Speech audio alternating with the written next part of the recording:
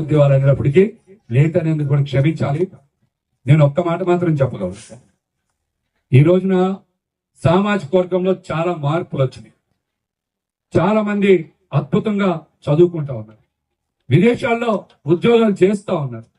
అదేవిధంగా క్రీడా రంగంలో గాని, అదేవిధంగా సినిమా రంగంలో గాని, ఇతర సాఫ్ట్వేర్ రంగంలో గాని ఎక్కడ చూసినా సరే నగరాలనే సైజు చిన్నది కాదు, దేశ వ్యాప్తంగా కాదు, ప్రపంచంలో America, London, Germany, Italy, Australia ఎక్కడ తీసుకున్నా సరే ఈ రోజున మన వాళ్ళు అక్కడ పెద్ద స్థాయిలో ఉద్యోగాలు చేయడం, సొంత ఇళ్లు కనుక్కోవడం, ఇలాగా చాలా ఆర్థికంగా ముందుకెళ్తున్నారన్న విషయాన్ని మనం గ్రహించాలి.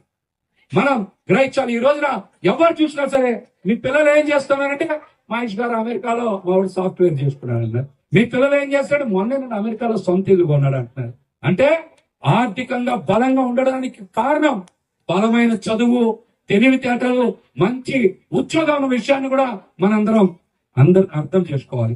బయట కొంతమంది మాట్లాడుతున్నారు, మాటలు పట్టించుకోమాకండి. ఒకరిద్దరు మాట్లాడతారు, ఏది మాట్లాడినా వాళ్ళు పాజిటివ్ గా మాట్లాడతారు, నెగిటివ్ గా మాట్లాడతారు. మీరు ఎక్కడికి పోయినా సరే సామాజిక వర్గం గురించి పాజిటివ్ గా మాట్లాడండి. ఎక్కడికి పోయినా సరే మీకు పెద్ద బలం అయితే, పెద్ద అసెట్ అవుతుంది. మీ చుట్టూ వందల మంది, వేల మంది, లక్షల మంది మద్దతు మీకు వస్తుంది. ఎప్పుడైతే పాజిటివ్ గా మాట్లాడితే అప్పుడు మీకు మద్దతు వస్తుంది. అంతేగాని ఎవరో చిన్న చిన్న పొరపాట్లు చేస్తే దాన్ని పట్టుకొని మీరు నెగిటివ్ గా మాట్లాడమాకండి. ఇన్ని వేల మంది వచ్చారంటే ఇదేంటి పాజిటివ్ అట్మాస్ఫియర్ కదా. దగ్గర 3500 మంది అంటున్నారు. నాకే మినుగుడు పురుగులో వెలుగులో మనం ప్రయాణం చేయలేము. మినుగుడు పురుగు చూడటానికి అందంగా కనపడుతుంది, మినుకు మని, కానీ దాని కాంతి అసలు పనికిరాదు. అసలు రేణు అంత కూడా ఉండదు దాని కాంతి. అట్లాంటి కాంతిని నమ్మితే మనం సునామీలో చిక్కుకున్నట్టే. కానీ మినుగుడు పురుగుల వెలుగు మన సామాజిక వర్గానికి ఎప్పుడు కూడా ఉపయోగపడదు. అట్లాంటి మినుగుడు పురుగుల్ని నమ్మాల్సిన అవసరం అంతకన్నా లేదు. నేను ఇక్కడ కూడా ఒక మాట చెప్తా ఉన్నా. మేము ఈ ప్రాంతంలో కూర్చోం, ఈ ప్రాంతంలో పెరిగాం కాబట్టి మా ఉనికి ఎప్పుడు కూడా ఈ ప్రాంతంలోనే ఉంటుంది.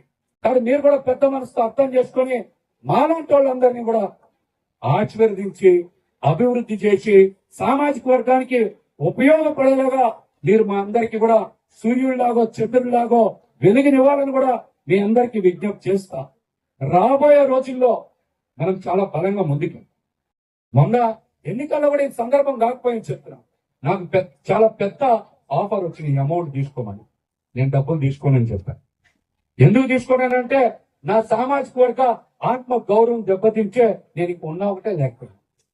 అందుకనే చాలా పెద్ద ఆఫర్స్ వచ్చినా కూడా నేను తీసుకోను. నేను అసెంబ్లీ అభ్యర్థిగా కంటెస్ట్ చేయాలనుకున్నా కాబట్టి అసెంబ్లీ అభ్యర్థిగానే కంటెస్ట్ చేస్తా. గానీ అసెంబ్లీ అభ్యర్థి వెనకాల పియ్యనగా పనిచేయను, అట్లాంటి కుదరం మన దగ్గర రాజీ అనే పేరమే లేదని చెప్పి తిరస్కరించబట్టి ఈ రోజు మళ్ళీ బలంగా నిలబడ్డా. దీనికి కారణం మన సామాజిక వర్గానికి గత చరిత్ర మళ్ళీ పునరావృతం అవ్వాలి.